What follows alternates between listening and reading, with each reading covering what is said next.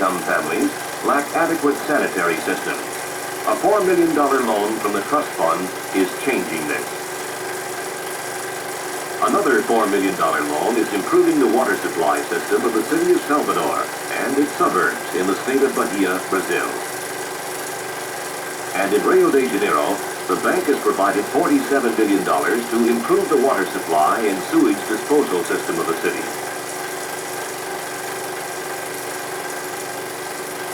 That more than two-thirds of the population of Latin America lacks adequate housing is one of the most serious social problems of the hemisphere.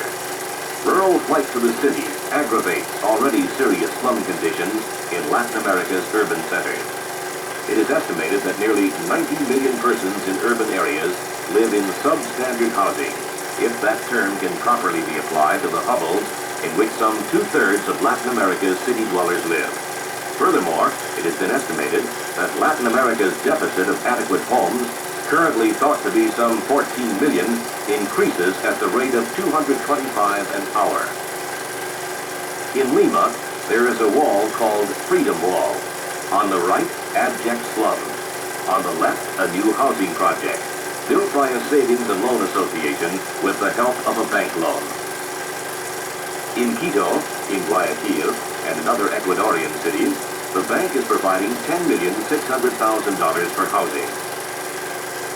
And the government of Mexico is undertaking a low-cost housing project at a total cost of $60 million, to which the bank has contributed $10 million.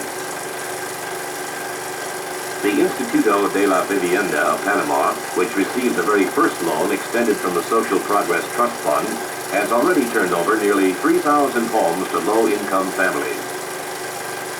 In Venezuela, the bank is financing a rural housing program which is being coordinated with rural water systems and land settlement projects. An urban housing program in Venezuela has helped make decent housing available to numerous sectors of the Venezuelan population. There is no greater satisfaction than seeing yesterday's hovels being swept into the past. The housing projects of San Juan and Ventanilla on the outskirts of Lima are parts of a Peruvian housing plan to which the bank has contributed a loan of nearly $23 million. Part of this housing has been built through the aided self-help system. El Paseo in Colombia, San Miguelito in Panama, Ventanilla and San Juan in Lima, the Kennedy Project in Bogota, all are evidence of an accelerated attack on the housing problem in Latin America.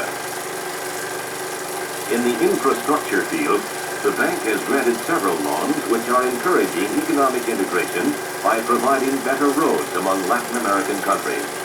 Loans to Honduras are helping to construct approximately 409 miles of roads in different areas of the country and will aid in the completion of the nation's western highway, which extends from Santa Rosa de Capon to El Salvador and serves as a connecting highway between Guatemala, El Salvador, and Honduras. The bank is contributing sizable resources to expand Latin America's electric power generating, transmission, and distributing system. Such projects include a hydroelectric power project on the Rio Carani near Cochabamba in Bolivia, which will have an initial capacity of 27,000 kilowatts. In the northeastern section of Brazil, between Bahia and Recife, the San Francisco River plummets into a canyon far below. There, the San Francisco power plant is being expanded with the help of a bank loan of $15 million. The expansion project will increase the plant's capacity from 400,000 to more than 800,000 kilowatts.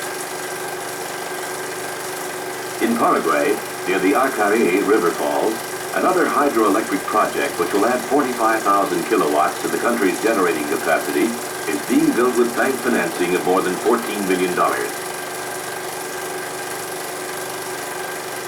Bolivia's tin mines are being rehabilitated through a triangular operation in which the governments of the United States and Germany have joined with the bank. More than 30% of the bank's loans have been channeled through Latin American development institutions, which re-lend the proceeds in hundreds of smaller credits to medium and small enterprises.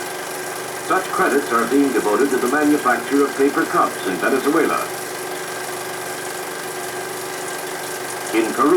the expansion of a textile factory, for a new plant for the processing of corn byproducts, and for the modernization of copper wire drawing plants.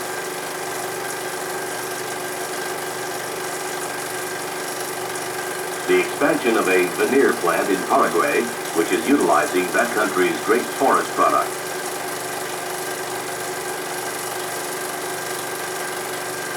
The Cominco plant, which has been in operation since 1963, has a daily production capacity of 24 metric tons of chipboard panels. The Vialsa plant in Buenos Aires will build prefabricated units for the housing industry. The chassis, wheel hubs, and brake drums built by the Amatel factory is enabling Argentina to save approximately $7 million annually in foreign exchange. Mechanization of slaughtering procedures at the meatpacking plant of Frigorificus Argentinos through the use of modern machinery purchased with help of a bank loan has greatly improved the company's operations. Chile has received more than $54 million in loans for industry. 20 million of these are for small and medium-sized industries. A sawmill promotes the development of the forestry industry. The Laja pulp plant in the south of Chile has received 2 loans for $17,400,000. The expansion of its capacity will enable the plant to supply pulp to other Latin American countries, thus contributing to economic integration.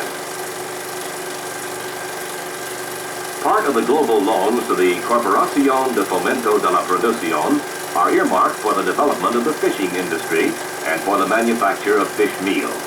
In Iquique, an integrated fishing enterprise is being financed with a bank loan. It includes, besides fishing, the freezing and canning of fish and the production of fish meal and oil. In Brazil, the Coberbo plant in Recife has already gone into production. Using alcohol derived from molasses, a byproduct of the sugar industry, it is producing synthetic rubber and helping to replace imports of about $6,500,000 a year. Brazil has received loans for industry and mining amounting to $98 million.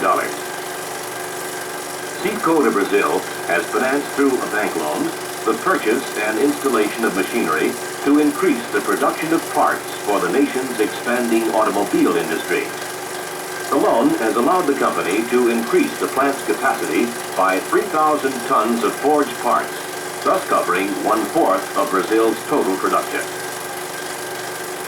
This film has attempted to demonstrate the continuing efforts of the bank to foster the progress of the hemisphere and thus merit the confidence placed in it by its 20 member countries.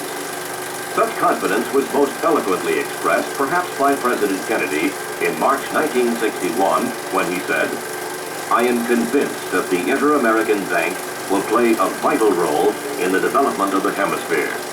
It certainly will be one of the major instruments of our own effort, and the Latin American nations themselves have already indicated their willingness to use the bank as a principal force in the implementation of the Alliance for Progress. Thus, this liberal and progressive institution can be of major assistance in fulfilling the hemisphere's desire for social changes and economic progress."